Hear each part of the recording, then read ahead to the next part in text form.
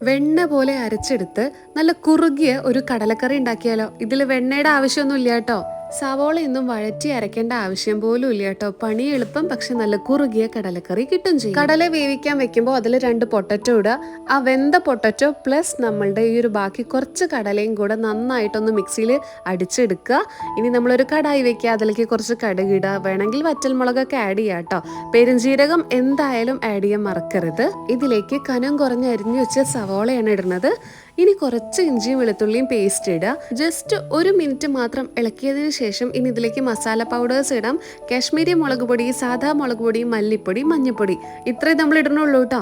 ഇനി നന്നായിട്ടൊന്ന് ഇളക്കി ഈ ഒരു പച്ചമണക്കൊന്ന് മാറിയതിന് ശേഷം നമ്മൾ നേരത്തെ അരച്ച് വെച്ചിട്ടുണ്ടായിരുന്നില്ലേ നമ്മുടെ പൊട്ടറ്റോ, അതന്നെ, അതാണ് നമ്മളുടെ ഇത്തവണ ഇതിലുള്ള വെണ്ണ എന്ന് പറയുന്നത്. ഈ പൊട്ടറ്റോ നമ്മൾ നന്നായിട്ട് അരച്ചത് ഇതിലേക്ക് ചേർക്കുക. ഇനി നമ്മൾ ബാക്കി വന്ന നമ്മളുടെ കടലയെല്ലാം ഇതിലേക്ക് തട്ടിക്കൊട്ടുക.